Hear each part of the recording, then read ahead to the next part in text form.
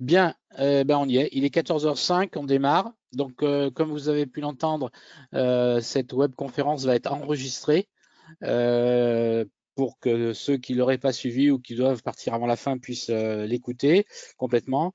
Elle sera possible, vous pourrez l'écouter en replay, en accès libre dès ce soir, donc sur le site de la T2E. Les micros sont tous coupés d'autorité et les webcams aussi pour ménager la bande passante. Voilà. Il y a actuellement il y a eu 120 inscrits et vous êtes 82 connectés actuellement, ce qui est pas mal pour ce genre de réunion. Donc moi je vais me présenter, je suis Patrick Perroche, je suis délégué pour la partie Aquitaine Nord et Charente pour la T2E Nouvelle-Aquitaine. On va revenir sur notre organisation. Donc bonjour à toutes et à tous. Le programme de l'après-midi, on va tenir dans un format d'1h30 qui sera une introduction rapide sur la T2E que je vais faire.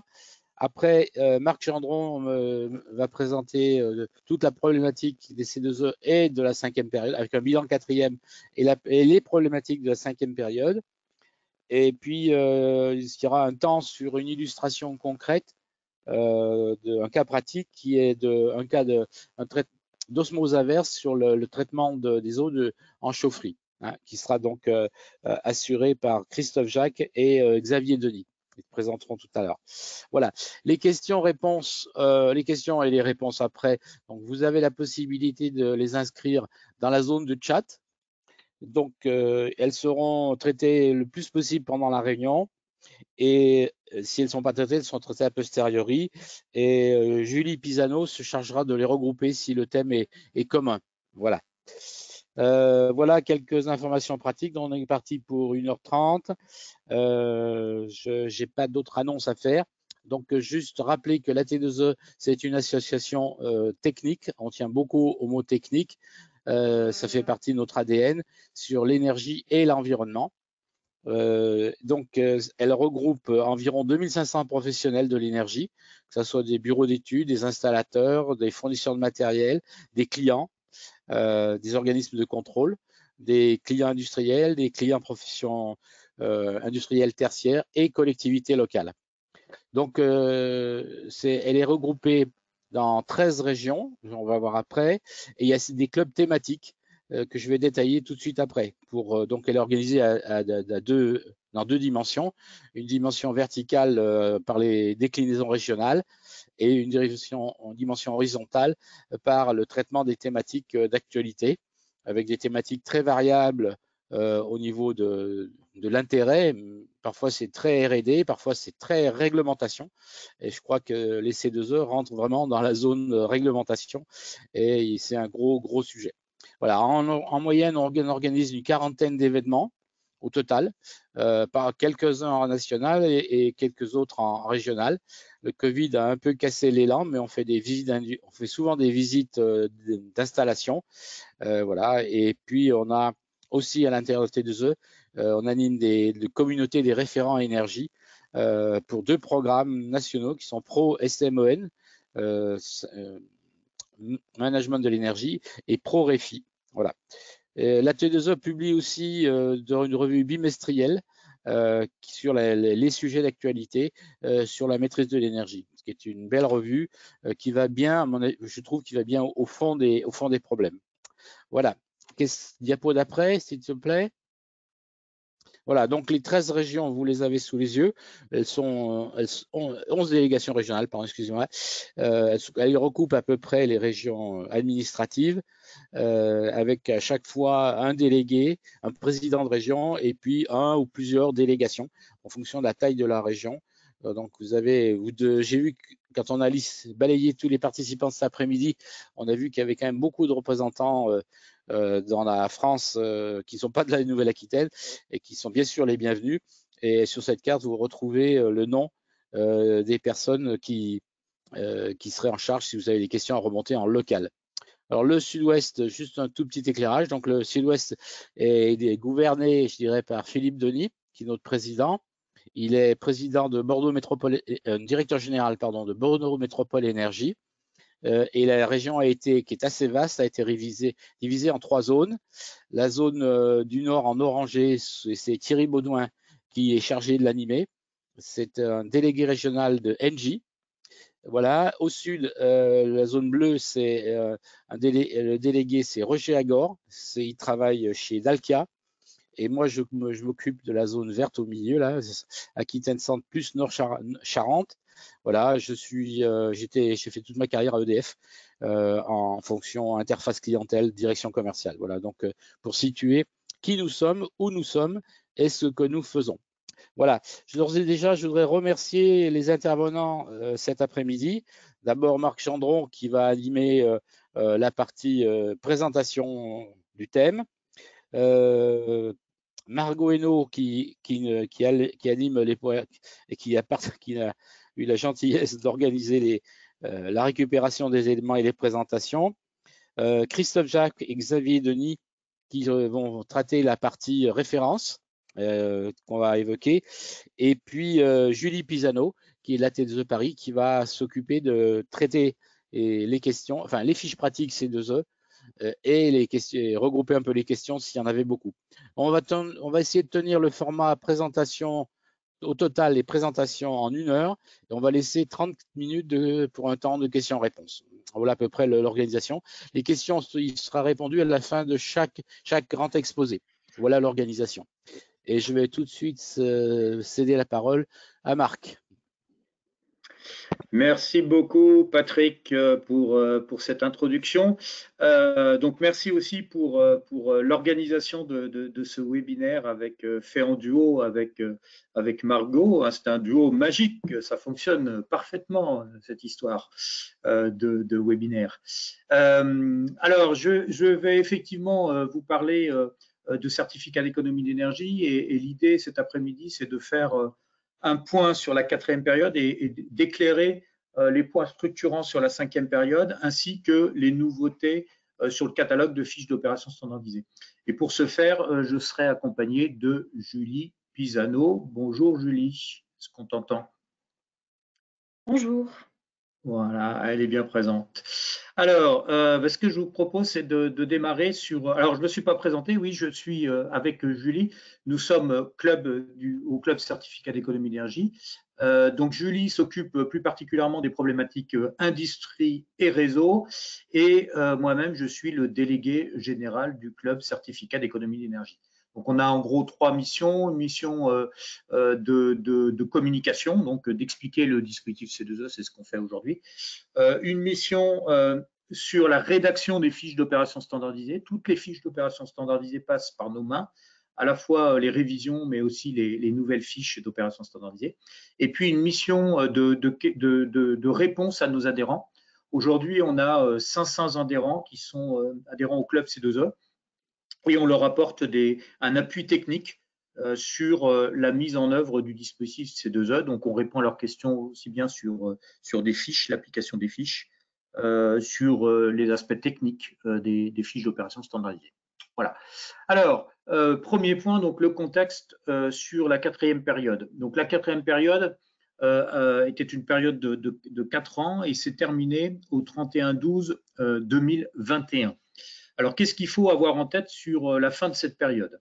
Premier point, cette période, les objectifs de cette période ont été amplement atteints globalement, puisque en fin de compte, à fin décembre 2021, on peut considérer que l'ensemble des énergéticiens, des obligés et délégataires qui interviennent sur le marché disposent d'un stock d'à peu près 400 TWh QMAC.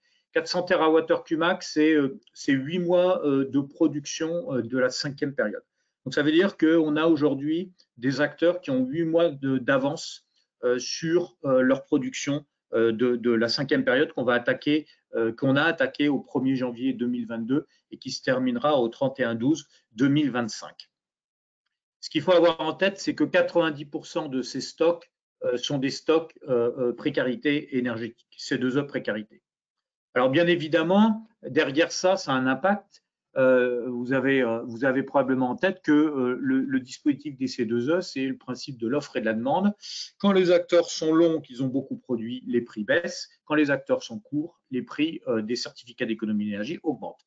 Et donc aujourd'hui, on est dans une phase plutôt baissière du prix des certificats d'économie d'énergie.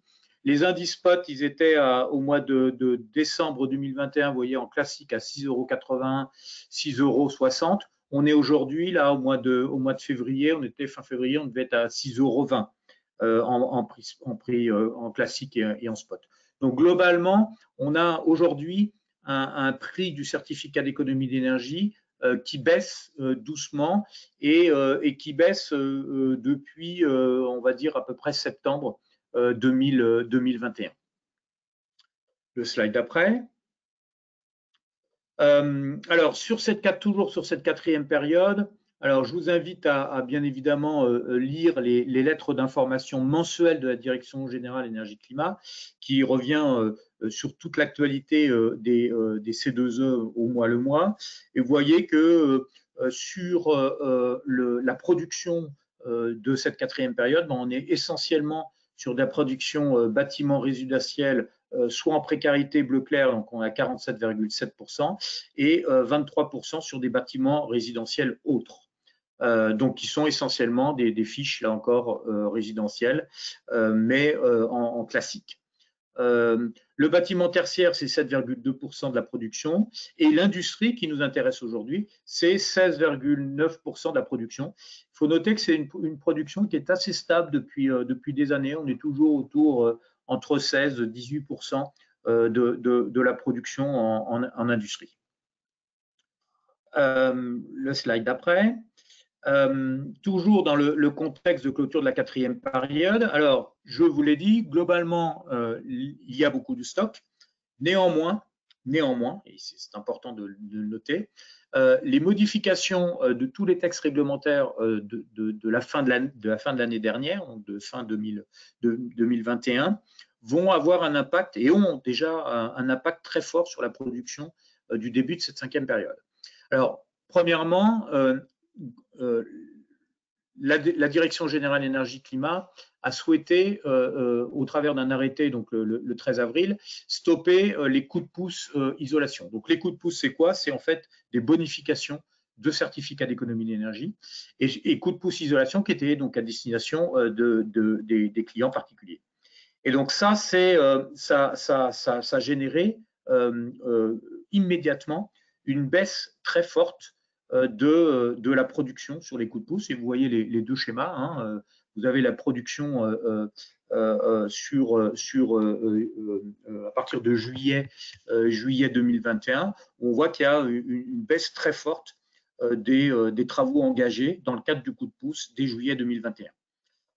Concomitamment à cette modification des coups de pouce isolation, la DGEC a aussi fait le choix de modifier les fiches d'opération isolation et de les réviser. Donc, nous les avons révisées sur la barre EN101, barre EN102, barre EN103, donc qui sont les fiches un peu clés du dispositif des C2E. Et on a révisé les forfaits avec des baisses de l'ordre de 20 à 60% en fonction des zones climatiques. Donc, globalement, le sujet qui générait le plus de certificats d'économie d'énergie aujourd'hui, vous avez le tableau de toutes les fiches là, qui représentent 75% des volumes délivrés. Donc, les fiches les plus représentatives ont subi une baisse très forte de leur forfait. Ajouté à l'arrêt du coup de pouce, ça veut dire qu'on a un effondrement aujourd'hui de la production des certificats d'économie d'énergie en début de cinquième période. Pour vous donner une idée, lors du dernier COPIL C2E avec la DGEC, l'AIMCC qui représente en fait les fournisseurs d'isolation, a mis en avant le fait qu'ils avaient vu un effondrement de vente de solutions d'isolation dans les 3 derniers mois de 75%. Donc ça veut dire que c'est assez violent comme arrêt. À cela, je rajouterais en point impactant pour la cinquième période le renforcement des contrôles certificats d'économie d'énergie. avec l'arrêté contrôle qui est sorti le 28 septembre 2021 et qui va demander de la part de l'ensemble des acteurs de renforcer les contrôles, à la fois les contrôles par contact et les contrôles sur site, sur un certain nombre de fiches d'opération standardisées, on va le voir, et notamment des fiches liées à l'industrie. Et puis, dernier point impactant sur la production de cette 5e période, c'est l'arrêt des bonifications certificats d'économie d'énergie dans le cadre des contrats de performance énergétique pour l'industrie. Donc, arrêt au 31/12/2021, c'est-à-dire que vous ne pouvez plus, en 2022, bonifier des certificats d'économie d'énergie dès l'instant où vous mettez en place, en parallèle de ces opérations, un contrat de performance énergétique. Donc tout ça va durcir un peu et compliquer quelque part la production de certificats d'économie d'énergie. Quelques mots sur cette 5e période, sur les points structurants de la 5e période. Donc le premier point structurant, c'est, passer au slide. Voilà, donc c'est la période. La bonne nouvelle, c'est qu'on passe, alors que généralement les périodes sont de 3 ans, la DGEC nous a écoutés et on passe là sur une période de 4 ans. Alors pourquoi c'est important? Parce que ça donne de la visibilité à tout le monde, aux obligés, mais bien évidemment aussi aux acteurs du dispositif C2E. Donc la période se terminera donc au 31 décembre 2025. L'obligation, elle est de 2500 TWh/MAC, dont 730 TWh/MAC au bénéfice des ménages en situation de précarité. Ce qui veut dire que par rapport à l'obligation de la 4e période, vous le voyez sur les obligations annuelles, sur la P4, on passe donc d'une obligation annuelle de 533 TWh/MAC par an à 625 TWh/MAC par an. Alors globalement, on peut dire, bon, ok, c'est juste 17%, c'est pas catastrophique. Sauf que, comme je vous l'ai dit précédemment, la DGEC a décidé de réduire très fortement les systèmes de bonification. Donc, on l'a vu pour le CPE en industrie, pour l'isolation, pour les coups de pouce isolation. On a modifié aussi le coup de pouce sur le chauffage. Donc, globalement, le choix de la DGEC sur cette 5e période, c'est de revenir aux fondamentaux du dispositif, qui est de faire des économies d'énergie et non pas de bonifier des actions qui font des économies d'énergie. Donc, en gros, la DGEC stoppe la planche à billets certificat d'économie d'énergie. Et donc, ce qui veut dire que les acteurs vont vraiment devoir trouver des gisements d'économie d'énergie. Donc, ça, c'est le premier point. Donc vous voyez qu'en C2E réel, en fait, l'augmentation, elle est plus de l'ordre de 35% que l'augmentation faciale de 17%. La pénalité, elle va rester à 15 € du mégawattheure/MAC pour les C2E classiques. Par contre, elle augmente à 20 € mégawattheure/MAC pour les C2E précarité, de manière à donner une valeur à ce certificat d'économie d'énergie. Et puis, la DGEC a fait le choix d'un pilotage renforcé sur l'ensemble du dispositif, avec des déclarations annuelles des ventes d'énergie et une publication annuelle de la liste des obligés, un suivi trimestriel de ces 2 E engagés, avec chaque obligé devra faire un reporting de manière à dire où il en est par rapport à son obligation.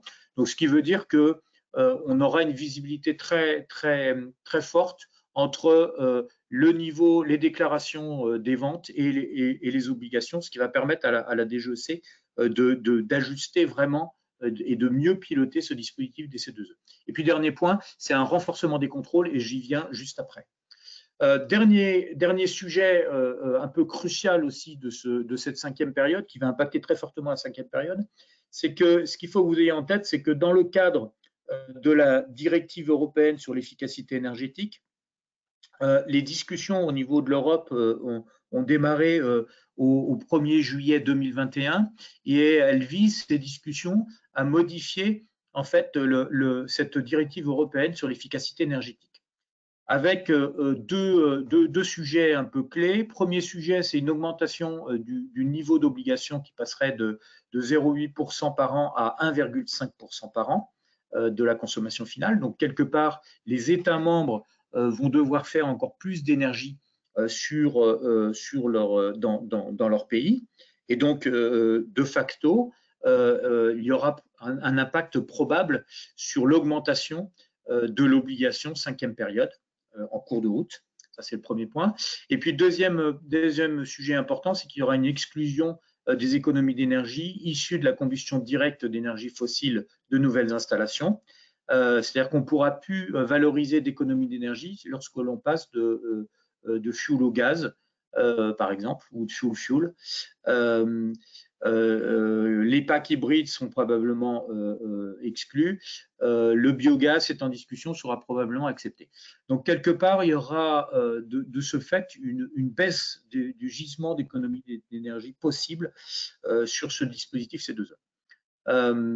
Et puis, dernier point, des discussions autour de la non prise en compte des économies d'énergie issues des installations EUETS, y compris suite à l'extension du secteur EUETS au bâtiment et du transport. Donc tout ça sera probablement discuté courant 2023, probablement en premier semestre 2023, début de deuxième semestre 2023, pour une modification probable des objectifs de cette 5e période. Donc, ce qui veut dire qu'on part sur une 5e période avec une probable évolution de l'objectif de cette 5e période. Alors, je l'ai dit tout à l'heure, il y a plus de contrôle sur cette 5e période et notamment plus de contrôle sur un certain nombre de fiches. Donc, vous avez ici les différentes fiches qui sont concernées. Donc, vous avez déjà des fiches qui sont soumises à contrôle parce qu'elles sont soit exprimées au travers d'un arrêté, soit au travers directement des fiches d'opération standardisées. Donc, dans le résidentiel, on a toutes les fiches enveloppes, barre EN 101, 102, 103, 106, 107. La même chose en tertiaire. Et puis, en industrie, on a déjà les fiches Inde, EN 101, 102 et 131 qui nécessitent un contrôle. Et vous voyez que vous avez un calendrier sur, à partir du 1er janvier 2022, avril 2022 et juillet 2022, dans lequel on va intégrer des nouvelles fiches qui devront être contrôlées. Et notamment, à partir du 1er juillet 2022, les fiches 1 du T102, 1 du T116, 1 du T117, 1 du T129 et 1 de BA 112. Voilà. Et puis, au 1er janvier 2023, on y rajoutera la fiche 1 du T134. Alors, les fiches, les contrôles, pardon, le slide suivant. Les contrôles, ils portent, en gros, ils sont en grande partie décrits dans l'arrêté du 28 septembre 2021. Jusqu'à maintenant, on parlait de contrôle à la fois dans l'arrêté du 4 septembre 2014, en partie dans celui du 29 décembre 2014. Et là, en fait, l'idée de la DGEC, c'est de rassembler dans un seul texte, dit arrêté contrôle, toutes les actions nécessaires pour contrôler ce dispositif des C2E. Et donc, vous avez globalement deux taux qu'il faut que vous ayez en tête. Donc, il va y avoir un taux minimal de contrôle satisfaisant qui seront appliqués aux opérations réalisées. Donc, vous voyez sur l'année d'engagement, par exemple, les contrôles sur site, ça sera 7,5% de contrôle satisfaisant appliqués aux opérations réalisées. Et puis, des contrôles par contact, on est à 15%. Alors, contrôle par contact, c'est les obligés qui doivent ou délégataires qui doivent appeler des bénéficiaires pour savoir s'il y a bien eu une opération, si tout s'est bien passé, etc. Donc, soit par mail, soit par téléphone. Mais donc, pas de visite sur site. Par contre, contrôle sur site, là, vous avez la visite sur un site avec une entreprise cofraquée, un bureau de contrôle cofraqué qui vérifie vraiment les contrôles. Donc, ce taux minimal de contrôle satisfaisant, c'est en gros le nombre d'opérations contrôlées sur le nombre d'opérations du lot. Voilà. Et il faut qu'on atteigne, en 2022, hop, ça a été un peu vite, 2022, 7,5, et puis jusqu'en 2025, vous voyez, ça va monter à 15%. Et puis ensuite, le deuxième taux, c'est le taux maximum d'opérations contrôlées non satisfaisant, qui regroupe en fait le nombre d'opérations contrôlées non satisfaisant divisé par le nombre d'opérations contrôlées. Et vous voyez que sur 2022, on autorise 30% d'opérations contrôlées non satisfaisants. En 2023, on est plus exigeant puisqu'on n'en autorise que 25%, 20% en 2024 et après 2026, ça ne sera que 10%. Alors, sur le taux minimal de contrôle satisfaisant, c'est entré en vigueur au 1er janvier 2022 pour toutes les actions soumises à contrôle selon la date d'engagement. Et pour les taux maximaux d'opérations contrôlées non satisfaisants, c'est à partir des dépôts qui seront engagés au 1er avril 2022 pour toutes les fiches soumises à contrôle. Donc, globalement, le message, c'est les contrôles se durcissent sur le dispositif des C2E. On peut passer au slide d'après. Et là, je vais passer la parole à Julie qui va nous présenter les grandes nouveautés du catalogue sur les secteurs industrie. Oui, alors juste avant ça, on a une question concernant le cours du C2E. On peut peut-être y répondre rapidement avant d'enchaîner sur les fiches. Quelles sont les prévisions en ce qui concerne le cours du C2E, hausse ou poursuite de la baisse? Alors là, je sors ma boule de cristal. C'est toujours assez compliqué de prévoir le prix des C2E. Si tout reste en l'état, moi, ma vision, c'est que les prix des C2E vont continuer probablement à baisser jusqu'à fin 2022, jusqu'à la fin de l'année, parce que les acteurs ont quand même du stock, mais à un moment donné, ça va remonter. Donc, j'imagine que ça devrait remonter fin d'année, début d'année prochaine, début d'année 23. Parce que là, il y a quand même une baisse significative de la production des C2E. Donc, dans tous les cas, j'espère que les prix ne vont pas trop baisser. Parce que si les prix baissent trop, c'est le problème des stop and go, ça va être très compliqué de redémarrer la production. Le message de la Direction générale énergie-climat est assez clair, oui, sur ce sujet. C'est-à-dire que la Direction générale énergie-climat incite absolument tous les obligés à produire, à continuer à produire et ne surtout pas arrêter de produire à ce stade. Voilà ce qu'on peut dire aujourd'hui. Après, le dispositif reste un dispositif réglementaire. Donc la DGEC peut sortir un nouveau texte qui soit fait augmenter le prix des C2E, soit les fait baisser. Dans tous les cas, je ne pense pas que la DGEC s'amusera à trop faire baisser les prix. Selon la DGEC, le bon niveau de prix des C2E est autour de 5-6 euros, 5-6-7 euros du mégawattheure Cumac. Ça permet là d'accompagner correctement des opérations éligibles au dispositif C2E.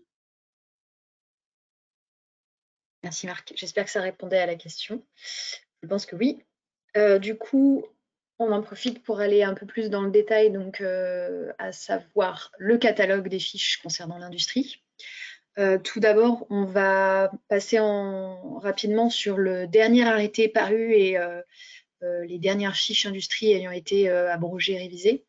Donc, la première des choses, c'est l'évolution de l'éco-conception concernant tout ce qui était motorisation, qui a conduit à l'abrogation de l'INDUT 112, qui était la fiche valorisant les moteurs de classe IE2. C'est une classe de performance qui n'est plus d'actualité et les acteurs utilisent d'ailleurs maintenant mettent en place des moteurs IE5, voire supérieurs. La deuxième chose, ça a été la révision de l'INDUT 121, des matelas pour l'isolation de points singuliers. Il y avait eu une première révision de l'INDUT 121 en 2018-2019 pour contrecarrer à des dérives sur cette fiche, mais qui avait eu pour effet secondaire d'exclure certains points singuliers à la valorisation par cette fiche. Du coup, il a été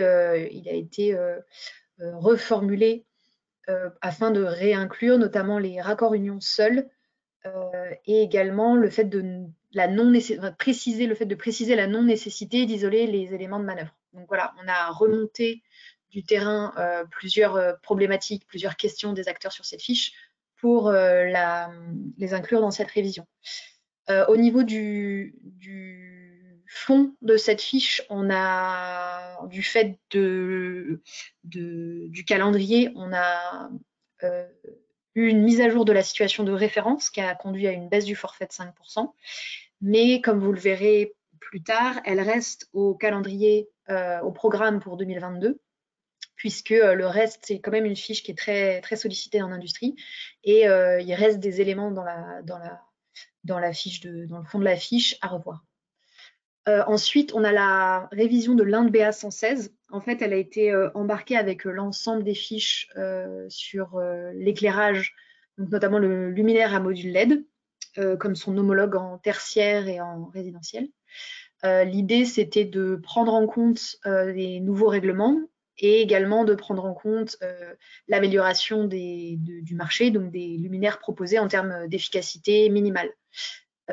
Et également prendre en compte le fait que maintenant, de toute manière, 2 systèmes de gestion sont obligatoires, alors que dans les fiches, on venait valoriser des choses qui réglementairement n'étaient pas obligatoires, comme là, c'est réglementaire, ça devient la situation de référence de la fiche. Donc, ça, c'était pour le 40e arrêté, donc décembre 2020. Juste une question sur l'Inde BA 116, Julie. La détection de présence et de luminosité doit-elle être intégrée au luminaire? Alors, oui. Après, si la question... Alors en fait, on dit que dans la dénomination, parce que je l'ai là, c'est remplacement d'un luminaire industriel équipé de lampes à décharge d'une puissance supérieure ou égale à 200 watts par un luminaire à module LED contrôlé par détection de présence et variation en fonction de la lumière du jour. Donc la notion de contrôle signifie que c'est pas obligatoirement installé. En fait, oui, là, on a... Ouais, dans la révision de la fiche, parce qu'on avait beaucoup de questions sur la mention qui disait le luminaire est prééquipé pour la régulation automatique, etc., par gradation de éclairage naturel et de puissance. Et on l'a reformulé en est adapté pour la régulation automatique. Donc l'idée, c'est que la régulation soit possible. Après, chaque luminaire individuellement n'a pas besoin d'avoir sa propre régulation d'éclairage. C'est ça. Merci. Alors ensuite, slide suivante. Donc, on passe aux fiches au programme pour 2022. Donc, dans la continuité de nos travaux sur l'évolution de l'éco-conception pour les moteurs, on va avoir plusieurs autres fiches qui sont impactées, notamment l'INDUT 112. Alors, l'INDUT 112, c'est fait, mais l'INDUT 123, 132, 102, 114 et 136. Globalement, c'est les fiches IE3, IE4, 2 fiches qui concernent la variation électronique de vitesse et l'INDUT 136 qui est les systèmes motorégulés.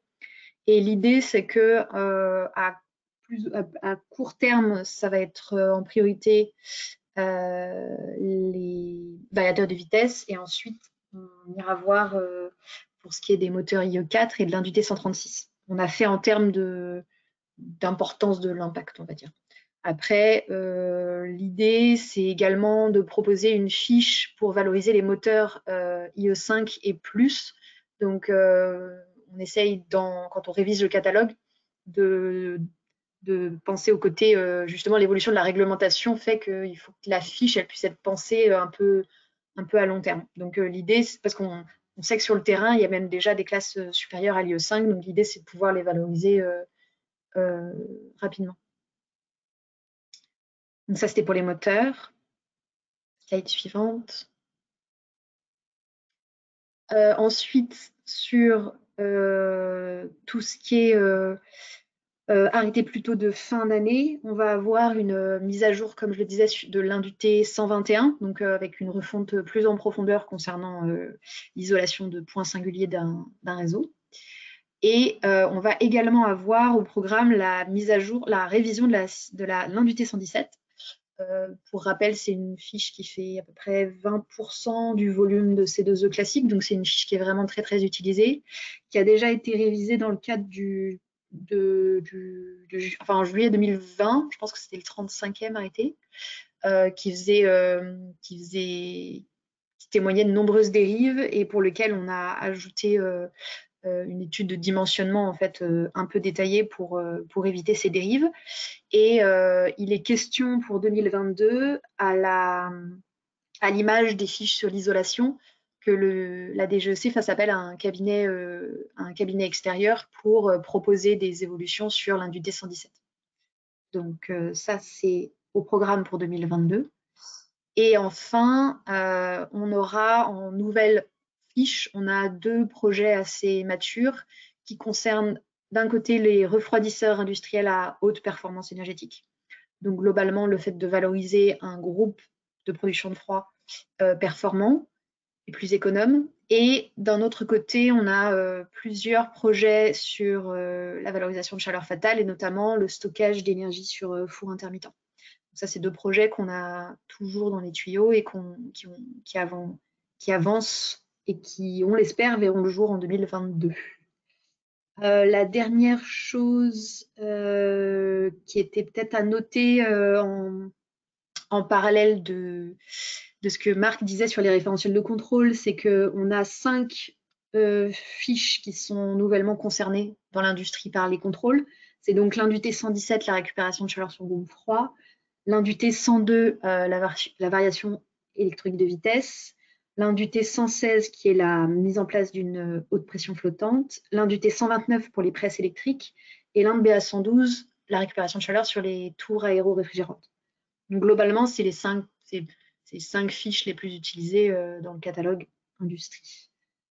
Voilà. Et alors la dernière petite chose sur l'activité notamment du club, on a eu un sujet, parce que je vois qu'il y a une question aussi dans le chat, on a eu un sujet sur l'application des fiches Inde au secteur tertiaire. Donc on a proposé un questionnaire pour voir quelles fiches industrie étaient les plus susceptibles d'avoir un intérêt pour les acteurs à transposer en tertiaire. Et alors, le questionnaire est en cours de synthèse de notre côté, mais globalement, c'est quand même l'Indu T136 et l'Indu T134, donc les systèmes motorégulés et les indicateurs de performance énergétique qui sont les grands vainqueurs de ce questionnaire.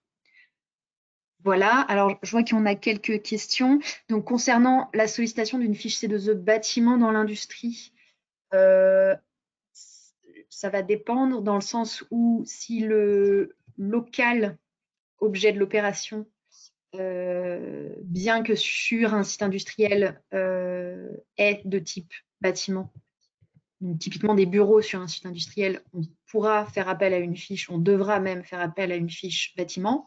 Par contre, il n'y a pas de transposition possible comme c'est le cas de l'industrie vers le tertiaire, via la FAQ du ministère.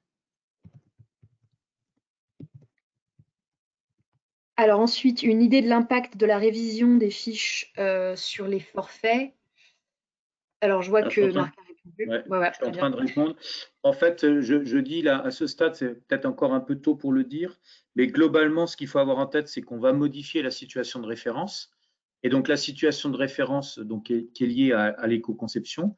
Donc on va être plus exigeant sur cette situation de référence. Et donc en fonction de notre exigence sur la cible, on aura un forfait plus ou moins important. Donc, bien évidemment, la discussion va porter avec les industriels sur leur capacité à être très exigeants ou moins exigeants par rapport à cette situation de référence. Globalement, c'est quand même ce que je mets, c'est que ce que j'ai mis précédemment, c'est que historiquement, l'expérience montre qu'il est que c'est toujours assez rare de réviser des fiches et d'augmenter très fortement les forfaits. Voilà. Je suis assez prudent dans ce que je dis, mais je pense que c'est assez représentatif de les discussions qu'on va avoir avec la DGEC. Je ne sais pas si tu veux rajouter quelque chose, Julie, pardon. L'idée, c'est plutôt généralement, comme une fiche est créée pour booster une technologie efficace, et c'est vrai qu'une fois que la technologie est mature sur le marché, c'est un peu normal qu'on passe que la fiche C2E, elle aille vers d'autres technologies. Typiquement, c'est ce qu'on voit sur les moteurs, c'est-à-dire que l'IE3 n'a plus besoin d'être mis en valeur, l'IE4 presque plus, et maintenant on va vers l'IE5 et l'IE6. À la question sur les nouvelles fiches C2E sont-elles possibles en 2022? Alors, évidemment que oui, on est toujours preneur. Après, là, le programme est déjà bien chargé pour 2022. Et ce qu'il faut voir, c'est qu'entre une proposition de projet et une publication en arrêté, il y a une bonne année qui peut s'écouler. Donc, c'est plus une question de… Pour faire sortir de nouvelles fiches, il faut avoir ce timing-là en tête. Concernant la question sur l'Inde BA116, évidemment, je crois qu'il y a une formulation qui explique… Alors, j'explique la question. Installation de luminaire avec détection de présence et variation en fonction de la lumière du jour, seulement obligatoire pour l'éclairage en extérieur d'après la fiche. C'est quand cette variation en fonction de la lumière du jour est possible. Typiquement, dans un parking, ça n'aurait pas forcément de sens, dans un parking souterrain, d'avoir une variation en fonction de la lumière du jour. Par contre, dans un lieu ouvert, je ne sais pas, un entrepôt avec des parties vitrées, là, ça a du sens. Voilà. Et l'entrepôt n'est pas de l'extérieur. Mais encore une fois, ça, il me semble que c'est réglementaire de toute façon. Oui. Pas fixé par la fiche. Oui. Juste quelques mots sur de nouvelles fiches. Sont-elles possibles en 2022? Oui, c'est toujours possible. Ayez simplement en tête qu'entre le moment où quelqu'un, un professionnel vient nous voir en disant j'ai une idée de fiche qui pourrait faire des économies d'énergie aux industriels, et le moment où on sort la fiche, il se passe généralement, allez, en moyenne, c'est 18 mois. Donc, c'est 18 mois d'instruction. Voilà, donc ayez ça en tête. Okay. Alors, on peut sortir des fiches, on a sorti des fiches en moins de temps. Hein. Mon record, c'est moins de 6 mois. Mais bon, c'est un peu, il faut que toutes les planètes soient alignées. Hein. Et quand je dis ça, ça veut dire que c'est les planètes alignées des professionnels jusqu'à la ministre. Concernant, est-il prévu une intégration des pompes à chaleur dans le domaine industriel? Alors, on a un groupe de travail déjà qui est lancé pour proposer une telle fiche. Ça a été une demande des acteurs. Après, on rencontre quelques difficultés spécifiques au secteur de l'industrie pour fixer la situation de référence et pour cibler quels besoins, quelle typologie de pompe à chaleur et quelle technologie de référence prendre en compte dans le calcul de la fiche.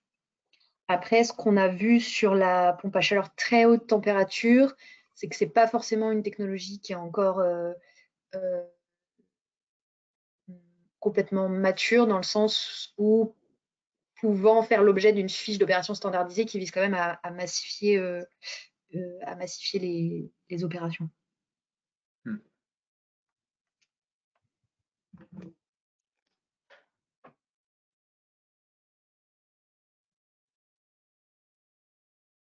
Alors, sur les groupes d'eau glacée, la baisse de la puissance absorbée compresseur plaqué. Alors, pour l'instant, la version de la fiche sur les refroidisseurs industriels, donc notamment groupe eau glacée, haute efficacité, c'est de se baser sur l'efficacité énergétique, l'étiquetage énergétique qui a été pris en compte, mis en place dans le règlement éco-conception. Donc, il y a des obligations en termes de SEPR, donc d'efficacité énergétique, et l'idée, c'est de venir valoriser des groupes qui iraient au-delà de cette réglementation minimale. Donc, je réponds plus ou moins à la question, c'est-à-dire que ce que je comprends, c'est que la baisse de puissance absorbée compresseur plaqué, ce serait un des moyens pour atteindre des SEPR meilleurs.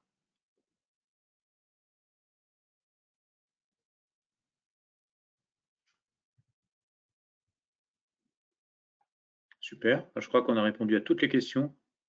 Julie. Parfait. Quelques mots sur les programmes. Alors juste, on va juste mettre en avant les deux programmes qui concernent les industriels et qui sont de plus portés par par la T2E. Donc, on a le programme Pro-SMEN qui vise à accompagner les industriels sur la certification ISO 50001. Donc, ce programme, il prend en charge au maximum 40 000 € de l'accompagnement amont de l'ISO 50001. Et c'est soit 40 000 € maximum, soit 20% des dépenses énergétiques annuelles des sites certifiés ISO 50001. Donc, il reste encore vous pouvez encore solliciter la T2E sur ce sujet. Et puis, le programme Pro-REFI, qui est un programme qui vise à former et accompagner, professionnaliser les référents énergie des entreprises. Donc, c'est un programme qui se structure autour de 6 heures de MOOC, 2 jours de formation en physique et un accompagnement en situation de travail sur plusieurs semaines, donc avec une sorte de coach efficacité énergétique. Et donc, les coûts pédagogiques de cette formation sont pris en charge à 100% pour les entreprises de plus de 300 salariés et à 50% pour les entreprises, à 100% pour les entreprises de moins de 300 salariés, excusez-moi, et à 50% pour les entreprises de plus de 500 salariés. Voilà un peu les messages clés. Je crois qu'on a terminé les messages clés qu'on voulait vous faire passer cet après-midi concernant l'industrie. Donc, ce que je vous propose, on peut avancer, Margot? Voilà. Ce que je vous propose, c'est qu'on puisse faire maintenant le retour d'expérience sur une opération standardisée, donc avec Xavier Denis et Christophe Jacques. Messieurs, je vous laisse à la manœuvre. Merci beaucoup. Alors Xavier sera susceptible de partir plus tôt, donc il est possible que je fasse toute la présentation. Donc sur ce retour d'expérience qui s'applique du coup en chaufferie vapeur. Donc l'objet en effet, c'est de vous présenter un retour concret d'une opération C2E standard qui est relatif du coup à l'opération IND UT 125 qui concerne du coup les traitements des eaux, le traitement d'eau performant sur chaudière vapeur. Donc le cas concret concerne l'entreprise ANET. Donc on commencera par vous présenter du coup l'activité de cette entreprise. Donc le projet s'est situé en Nouvelle-Aquitaine. Et les acteurs du projet sont Monsieur Longuet et Xavier Denis, des entreprises du coup ANET et Curita. Donc moi-même, j'ai eu l'occasion d'intervenir sur ce projet à titre de conseil également. Et la petite aparté, donc je fais partie du bureau de la T2E Sud-Ouest dans l'équipe de Patrick Perroche qui est intervenu du coup au début du webinaire. Donc on peut passer sur le slide suivant. Donc en 2 mots, ANET, il s'agit d'une blanchisserie industrielle qui est implantée à peu près partout sur le territoire.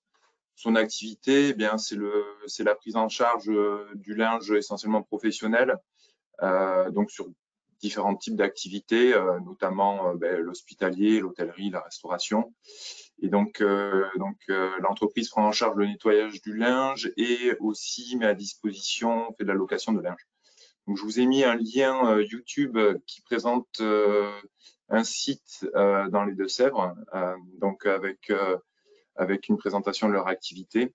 Donc si vous voulez après coup aller le visionner sur YouTube, vous avez le lien juste en bas du slide en bleu là. On peut passer à la suivante. Donc le projet concrètement, où il se situe du coup en Charente-Maritime, à Vendré. Donc Vendré, pour la petite aparté, ça se situe entre Rochefort et Surgères. C'est pas trop loin de La Rochelle, mais c'est plus à l'intérieur des terres de Charente-Maritime. Donc la chaudière, en fin de compte, donc il s'agit d'une rénovation de chaufferie. Concrètement, la chaudière est une chaudière de marque C4, débit 5 tonneurs, timbré à 15 bars.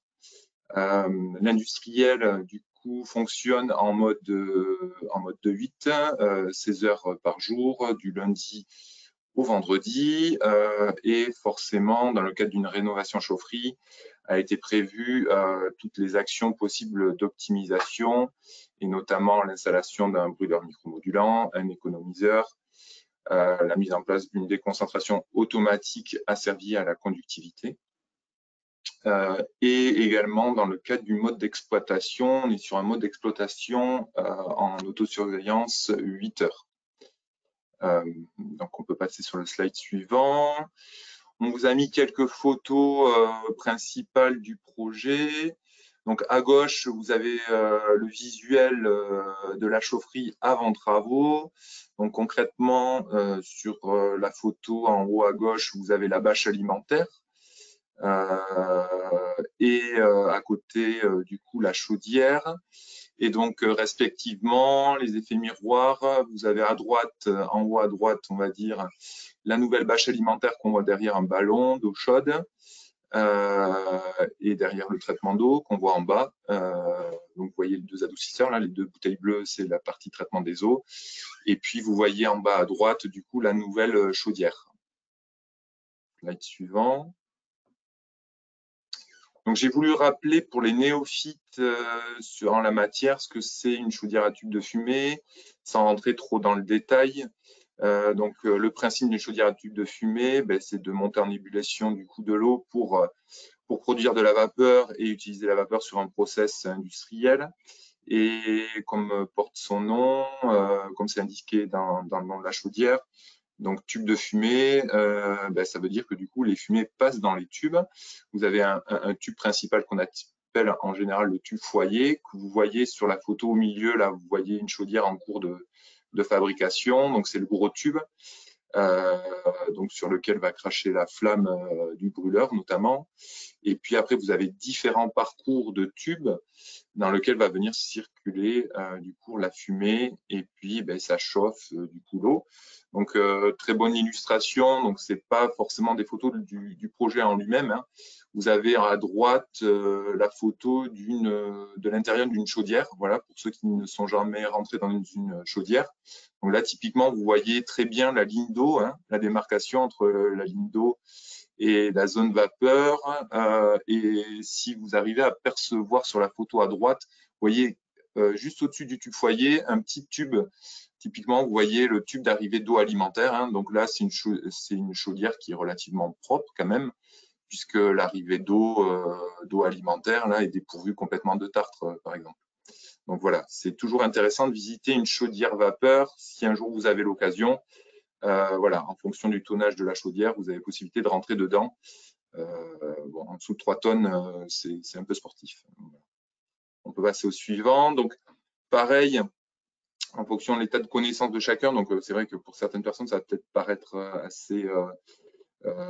assez simple, mais voilà, ça me paraissait important de rappeler du coup le cycle de l'eau dans la chaufferie. Il y a une certaine sémantique en termes de flux d'eau qu'on tenait à rappeler. Donc, en général, comment ça se passe sur une chaufferie vapeur pour produire de la vapeur?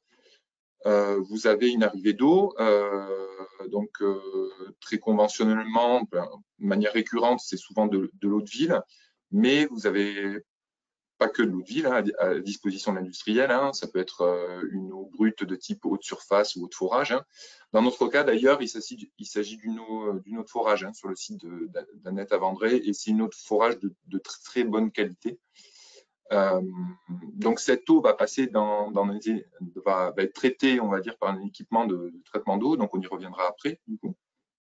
Et donc cette eau-là, sortie du traitement de l'eau, on appelle ça l'eau d'appoint. Donc l'eau d'appoint qui rentre dans une bâche alimentaire, donc potentiellement qui peut être équipée d'un système de dégazage thermique, qui permet d'enlever l'oxygène dissous dans l'eau. De la bâche alimentaire, du coup, vous allez rentrer dans votre chaudière vapeur. Donc on appelle ça l'eau alimentaire. Voilà, donc à ne pas confondre avec l'eau d'appoint. À noter que du coup, l'eau alimentaire, c'est un mélange d'eau froide plus des retours de condensat. Donc, vous rentrez dans votre chaudière et de là, vous produisez de la vapeur et vous avez potentiellement un flux, donc des purges. Donc les purges de chaudière, il faut bien se rendre compte qu'une chaudière vapeur, c'est pour prendre une image, c'est grosso modo le principe, c'est un peu comme un marais salant entre guillemets, dans le sens où vous allez avoir un phénomène d'évaporation. Donc, vous allez avoir au bout d'un moment potentiellement une concentration en sels minéraux. Donc, les purges de déconcentration automatique, hein, dénommées P sur le graphique, ont pour objectif du coup de déconcentrer en sels minéraux la chaudière vapeur.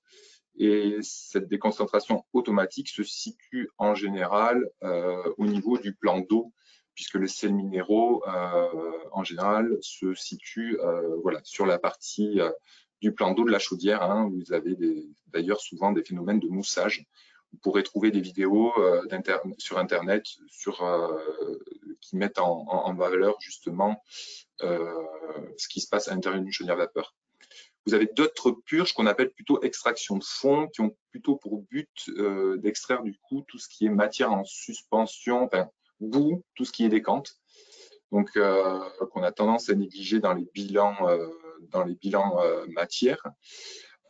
Et puis, ben, vous avez la vapeur du coup qui part sur le process industriel et potentiellement en fonction des sites, vous avez une partie qui peut revenir du coup dans la bâche alimentaire. À noter également qu'en traitement des eaux, au-delà de la partie traitement sur l'eau d'appoint, vous avez un système de conditionnement, donc un rajout de réactifs chimiques qui ont pour but de modifier les caractéristiques de l'eau pour prémunir du coup de diverses problématiques, notamment corrosion et autres. Donc des potentiels dommages que pourrait avoir l'eau sur du coup sur la chaudière. Quelques équations classiques en termes de bilan matière. Donc, en termes de bilan matière, forcément, ben, vous avez l'eau alimentaire. Si vous faites un bilan qui est égal à, du coup, au débit de vapeur plus les purges de déconcentration aux extractions de fond près. Et on parle en général en traitement des eaux aussi de facteurs de concentration ou de ratio de concentration. Donc, c'est un point important dans les bilans matière puisque ben, vous pouvez faire votre calcul de ratio de concentration à la fois sur la base des volumes, mais aussi sur la base d'analyse d'eau, donc en divisant la salinité en chaudière par la concentration en sels minéraux dans votre bâche alimentaire. Suivant. Donc, pourquoi traiter l'eau en chaufferie? Également un rappel, focaliser essentiellement sur le traitement de l'eau d'appoint. Donc, il faut savoir que la majorité des minéraux qui sont présents dans l'eau sont susceptibles de se déposer en chaudière vapeur de par l'élévation de température. Donc, un des dépôts principaux qu'on rencontre en chaufferie, en chaudière vapeur, ça reste le carbonate de calcium, qui est une typologie de tartre. Hein, c'est celui-là qu'on rencontre le plus souvent. Mais vous pouvez avoir d'autres minéraux qui sont susceptibles de se déposer et donc plus ou moins marqués en fonction des régions. Hein. Typiquement, vous allez avoir des qualités d'eau différentes en fonction des régions. Et donc, du coup, des dépôts plus ou moins sensibles à se déposer en fonction des qualités d'eau. Donc, le risque, c'est que ces dépôts créent du coup une perte d'échange thermique. Hein. Donc, on vous a remis du coup typiquement les principaux coefficients de transfert thermique. Donc, il y a quelque chose qui parle typiquement sur l'acier. Vous voyez qu'il y a un rapport de presque de 20 entre le coefficient thermique de l'acier et du tartre carbonate de calcium. Donc, ça a quand même un impact fort sur la chaudière, hein, les dépôts, puisque en cas d'entartrage notable sur les surfaces, vous pouvez avoir des dommages irréversibles et du coup des phénomènes de casse sur la chaudière, notamment dû à de la contrainte thermique pour compenser du coup la perte d'échange thermique. Donc, en général, le traitement le plus conventionnel sur les chaudières vapeur, ça reste l'adoucissement. Donc, l'adoucissement qui ne modifie pas du coup les caractéristiques de l'eau en termes de minéralisation, hein, de conductivité. L'adoucissement est là simplement pour éliminer les sels de calcium et de magnésium, autrement dit le TH. Donc ça, il faut avoir conscience de ça. Du coup, il existe des traitements d'eau plus performants qui, eux, vont aller plus loin, du coup, on va dire, dans les procédés et qui sont notamment les procédés de déminéralisation sur résine échangeuse d'ions ou d'osmose inverse. Donc, on va passer sur le slide suivant. Du coup, slide suivant. Voilà. Donc, concernant notre REX, donc, en Charente-Maritime, l'eau est plutôt minéralisée. Si on prend l'exemple de Limoges, ça n'a rien à voir. Hein. On a quand même une eau qui est 4 à 5 fois plus minéralisée que sur le secteur du Limousin. Donc, du coup, l'intérêt de mise en place d'un traitement d'eau performant est vraiment pas le même que vous accordiez du coup un sujet osmoseur ou des minéralisations en Charente-Maritime que dans le Limousin, par exemple, ou en Bretagne, puisque du coup, on a des eaux beaucoup plus fortement chargées dans les zones des Charentes que voilà, sur ces zones géographiques. Donc, ça rentrait trop dans le détail technique de la chimie de l'eau, parce qu'on pourrait en parler pendant plusieurs jours. Mais il faut savoir encore une fois que c'est donc les sels minéraux qui vous limitent dans votre capacité à concentrer l'eau en chaudière et qui du coup vous génèrent plus ou moins de purge en chaudière, puisqu'encore une fois, à un moment donné, on est amené à déconcentrer l'eau en chaudière vapeur pour éviter du coup l'encrassement et notamment le dépôt des sels minéraux, et qui est indirectement traduit par le respect des normes du chaudiériste en termes de qualité d'eau en chaudière. Donc, le paramètre qui nous limite sur la zone géographique du projet, c'est essentiellement le TAC. Hein. Donc là, plusieurs intérêts dans le cadre de la rénovation de la chaufferie. C'est l'intérêt premier en traitement des eaux, c'est de mettre un osmoseur. Donc, le gain en énergie se vérifie très très vite et l'amortissement d'un tel équipement va très très vite également. Donc, il y a un gain très rapide en énergie sur le sujet. Autre intérêt d'un osmoseur, potentiellement, ça peut être la réduction du coût en utilisation de produits chimiques. Donc, petit aparté, néanmoins, l'opération financière sur ce genre d'application, l'opération financière intéressante reste les économies de gaz. Voilà, ça reste anecdotique. Le côté économie de réactifs chimiques, souvent, de manière générale, encore une fois, je ne veux pas faire des cas spécifiques, mais c'est vraiment sur la partie énergétique le poste le plus intéressant pour la mise en place d'un osmoseur. Passer sur le slide suivant.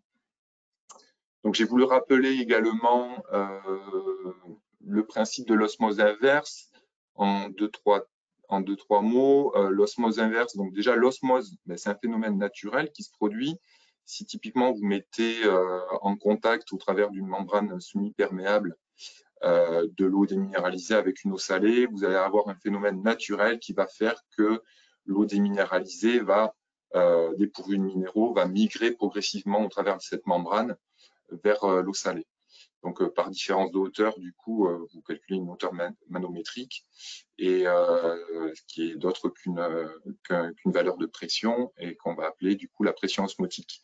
Donc, dans le procédé de l'osmose inverse, on va aller à l'inverse, donc on va vaincre cette pression osmotique et on va pousser entre guillemets de l'eau, on va gaver de l'eau sur une membrane du coup qui en général sont des membranes spiralées. Donc vous avez une photo sur le slide. Donc c'est ni plus ni moins un tube autour duquel entre guillemets est enroulé des feuilles de carton avec des interstices, avec une sorte de feuilles grillagées entre guillemets. Si un jour vous avez l'occasion de découper à la scie une membrane, hein, ça se vérifie.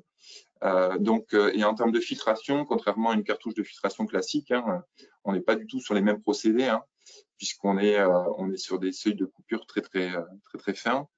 On va venir balayer tangentiellement du coup la membrane pour éviter des phénomènes de colmatage. Et l'eau du coup va passer au travers de la membrane. Donc vous allez recueillir ce qu'on appelle le perméat. Vous avez votre eau d'alimentation, le perméat, donc c'est ce que vous allez utiliser, et vous avez toujours une fraction qui part à l'égout.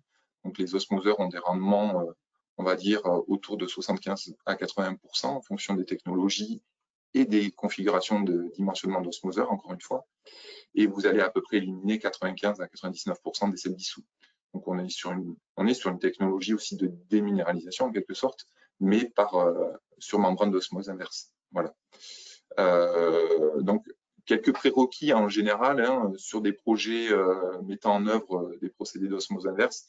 Il y a quand même quelques analyses préalables qui sont au minimum ce qu'on appelle une analyse d'indice de colmatage, ou en anglais Fouling Index, qui donne du coup une indication sur le pouvoir colmatant de l'eau, et une balance ionique. Donc c'est une cartographie, entre guillemets, encore une fois, de toutes les espèces minérales dans l'eau.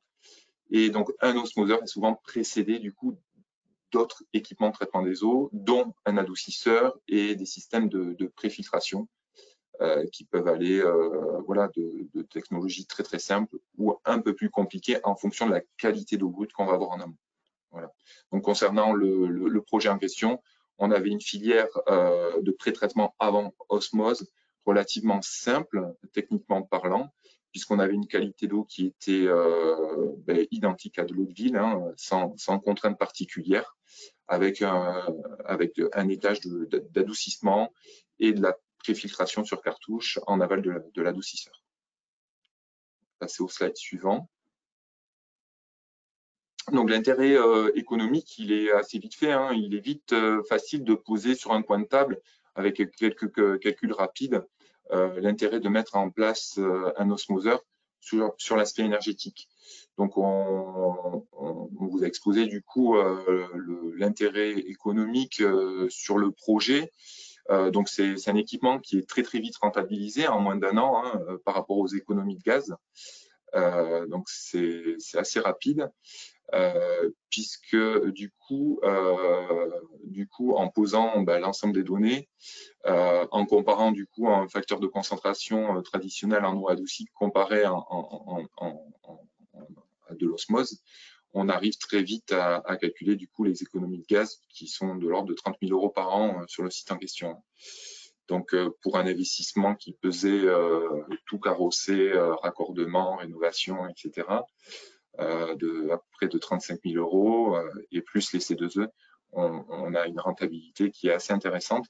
Alors, il est vrai que dans ce taux de retour sur investissement, entre guillemets, on n'a pas pris en compte dans ce calcul les cartouches de filtration et la surconsommation d'eau, mais néanmoins, vu la complexité entre guillemets relative du pré-traitement d'eau, ça reste malgré tout intéressant.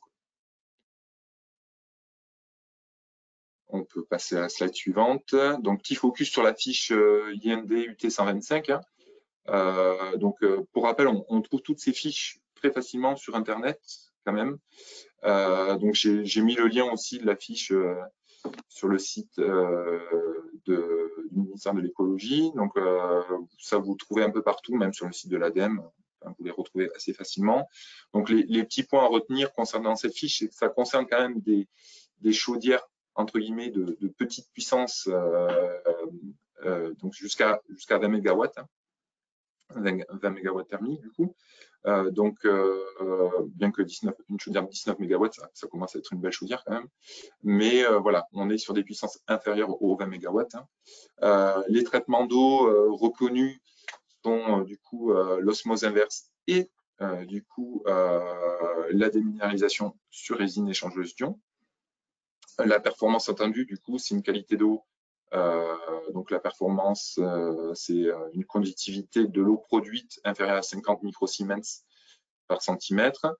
Les points retenus concernant le calcul des C2E restent, du coup, les paramètres sont l'implantation du coup du projet, la localisation du projet et le mode de fonctionnement de l'industriel, le rythme de fonctionnement. À savoir que du coup, les chaudières, les puissances de chaudières secours ne sont pas pris en compte dans le cadre d'un projet. Donc, c'est notifié dans la fiche. Et oui, ce que je voulais rajouter, c'est qu'il y a une certaine logique aussi par rapport à la prise en compte du secteur géographique. C'est ce qu'on a évoqué tout à l'heure.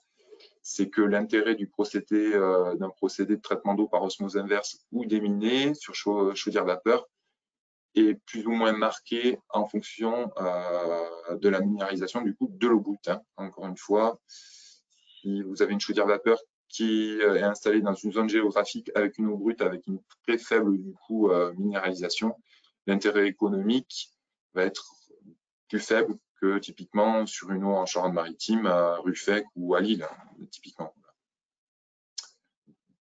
Donc, concernant le calcul, on peut passer sur la slide suivante. Donc, concernant le détail de calcul, hein, il reste accessible, je pense, à la portée de tout le monde. Hein. On était sur un volume de C2E de 1700 MWh/Mac. Et donc, à l'époque, du coup, on était sur une enveloppe, on l'a dit tout à l'heure, autour de entre 12 000 et 13 000 euros de C2E. Et je crois qu'on a fini. Du coup, oui, ce que je voulais dire pour conclure, c'est souvent oublié, mais au-delà des C2E, donc une chaufferie, quand on pense chaufferie, c'est important, notamment le thermicien a tendance à oublier un peu l'aspect traitement des eaux et inversement, le traiteur d'eau a tendance à oublier l'aspect énergétique. Donc, penser chaufferie, j'ai envie de dire, c'est penser traitement des eaux, à la fois pour la pérennité des installations, mais également, du coup, on l'a vu, d'un point de vue aussi optimisation potentiellement énergétique. Penser chaufferie, c'est aussi penser, du coup, récupération d'énergie. Donc, on n'est pas rentré dans le détail global du projet qui a mis en œuvre, du coup, un économiseur, notamment, et un système de monitoring de performance, notamment sur la combustion, mais il y a aussi eu des C2E sur ce volet-là. Donc, Annette a pu avoir du coup sur une déduction sur sa commande de chaufferie sur ces postes-là. Et donc, il faut penser d'entrée du coup à un projet version économie d'énergie. Voilà.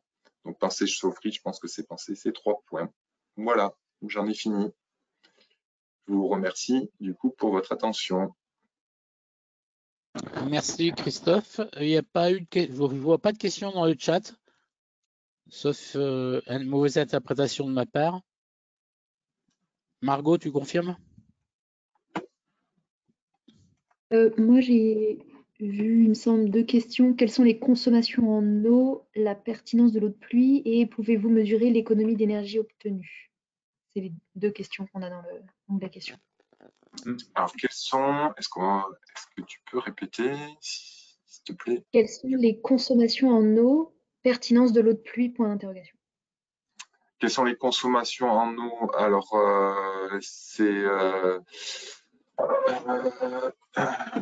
on est sur un volume d'eau à peu près. Alors, en eau de quoi? En eau brute ou en eau alimentaire? Pas précisément la question. Alors, l'eau de pluie, alors en attendant, je peux répondre à l'eau de pluie tout en cherchant les données. Concernant l'eau de pluie, alors, il n'y a pas de système de récupération d'eau de pluie sur le site à ma connaissance. Pourquoi pas sur un site. Après, le tout est de procéder du coup à un traitement d'eau sur l'eau de pluie. J'en ai jamais fait un chaufferie vapeur. Ce qu'on voit par contre sur un cycle de l'eau optimisé sur les sites industriels aujourd'hui, qui je pense a aussi à son intérêt, c'est de travailler potentiellement sur du recyclage d'eau en sortie de station d'épuration pour utiliser l'eau sur les utilités et donc potentiellement une chaufferie vapeur.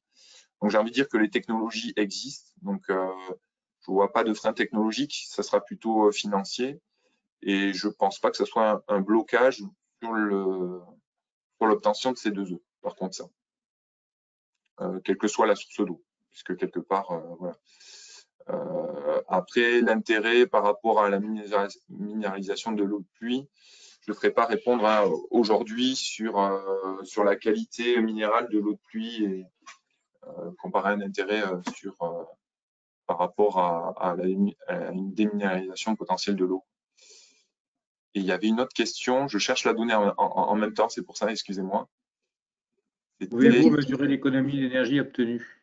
Oui, alors aujourd'hui, on n'a pas assez de retours d'expérience, enfin de retours du coup, mais on va pas tarder à l'avoir. Donc oui, on pourra mesurer puisque du coup, on a les débits de gaz, on a les volumes d'eau, donc on pourra faire tous les bilans, ouais. Mais vous dire qu'à cette heure-ci, on l'a vérifié après une année de fonctionnement, on est en cours de l'année. Voilà. Et j'ai pas les données concrètes, mais c'est quelque chose qui peut se faire en effet. Moi, j'avais une question sur l'opération, sur le taux de couverture des C2E, sur le coût global de l'installation osmoseur. On couvre combien quelle part du coût global, équipement plus installation? On était sur un volume de projet à peu près à 35 000 euros. On a eu un volume de C2E. Les C2E étaient à presque 7,50 € au moment de l'opération. Donc, on a eu pratiquement 13 000 euros, 12 ou 13 000 euros de C2E. Donc, c'est plutôt intéressant, quoi. D'accord. Moi, j'avais une question. Je ne comprends pas pour un process industriel que ça soit zoné au point de vue, c'est pas thermosensible comme installation. Je ne comprends pas pourquoi ce calcul par zone géographique. Je peux répondre. Moi, je comprends la logique, mais à la limite, Marc m'arrêtera si je dis une bêtise, hein. Pour moi, il y a une logique par rapport à la minéralisation, dans le sens où ça sera d'autant plus intéressant de mettre un osmoseur sur une chaudière vapeur qui est implantée dans une zone géographique où l'eau a une forte minéralité. Plus tu vas avoir une minéralisation importante de l'eau qui remplit ta chaudière, plus tu purgeras in fine. Est-ce que tu me suis ou pas? Oui, je comprends. Non, mais je veux dire, des zones fortement minéralisées, il peut y en avoir au nord et il peut y en avoir au sud, en fonction du Oui. sous-sol. Voilà. Et j'ai l'impression que cette catégorisation est géographique et pas climatique. Moi, c'est ce que j'interprète mal, ce critère-là de la fiche. Non, on avait effectivement de mémoire, alors c'est toujours les biais en fait des fiches d'opération standardisées, où on cherche à la fois à industrialiser les fiches et à simplifier donc leur utilisation. Et donc on s'était calé sur les zones climatiques, mais qui Ouais, c'est pour ça que le je comprends coup pas. là n'a aucun intérêt. Enfin, l'économie d'énergie n'est pas liée à la zone climatique, mais est plus liée à la minéralité des sols. Et en fait, on avait fait un raccourci là-dessus en démontrant que on devait avoir des secteurs à peu près homogènes sur les zones H1, H2, H3, quoi. Voilà. Qui sont des zones J'ai plus climatiques. en tête, faudrait reprendre la fiche de calcul. Mais Oui, en fait, je tous les crois que c'était départements, ça. il y a le TAC, il y a le TAC en fonction de tous les départements. Et après, l'idée, c'était de faire quelque chose d'un peu moyenné. Et au final, on se Voilà. retrouvait à peu près avec 4 zones géographiques. Voilà, c'est ça. On avait moyenné les tags des départements. Et donc, on D'accord. avait réussi à faire des zones. Et comme tout le monde connaissait les zones classiques, on a adopté ça. Ça permet de simplifier le dispositif. Oui, d'accord, je comprends. Merci. Oui. Et Bien. moi j'avais une question. C'était justement, est-ce que un revamping potentiellement d'installation de traitement d'eau, hein, typiquement une installation qui est déjà équipée en osmoseur ou en déminé, est-ce que ça pourrait rentrer du coup dans le cadre d'une demande de C2E? Bah, dès l'instant où on est en capacité de dire, de définir une situation de référence d'une installation, je ne sais pas, je dis n'importe quoi, de 15 ans, et on sait que cette installation, elle est peu performante, et que le revamping vient amener une performance supplémentaire, pourquoi pas? Mais il faut argumenter, hein, c'est pas gagné. La situation de référence est assez simple sur la base de une chaudière non équipée de traitement d'eau, et tu calcules les économies par rapport à cette situation de référence. On voit bien que c'est un peu plus ténu. Si tu dis j'ai une chaudière qui est équipée d'un traitement d'eau, mais ce traitement d'eau, il a un âge moyen de temps, et donc il y a des déperditions, enfin il y a une perte de performance, etc. C'est quand même moins simple. Et ça va être plus compliqué à expliquer et à argumenter à la DGEC et à l'ADEME. Ok. Bien. On a, je pense, fait largement le tour du sujet. Je pense que Je vais remercier tous les intervenants et ceux qui ont travaillé à la participation de ce webinaire. Je remercie aussi tous les auditeurs présents jusqu'à la fin, puisqu'il y a encore 73 participants. Au plus fort, on a été 98, ce qui manque un bon taux. Je rappelle donc que la conférence est enregistrée. Elle sera mise en ligne dès ce soir sur le site de la T2E pour ceux qui auraient voulu revoir des morceaux, des parties ou la totalité, ou faire savoir aux autres qui n'auraient pas pu être là. Voilà, donc merci beaucoup. J'aurais souhaité prolonger quelques minutes avec l'équipe AT2E, donc toutes les personnes AT2E pour que je voudrais juste faire un débrief et un prolongement de cette webconférence si vous avez quelques minutes encore à m'accorder. Voilà, merci beaucoup à tout le monde et bon week-end. On va quand même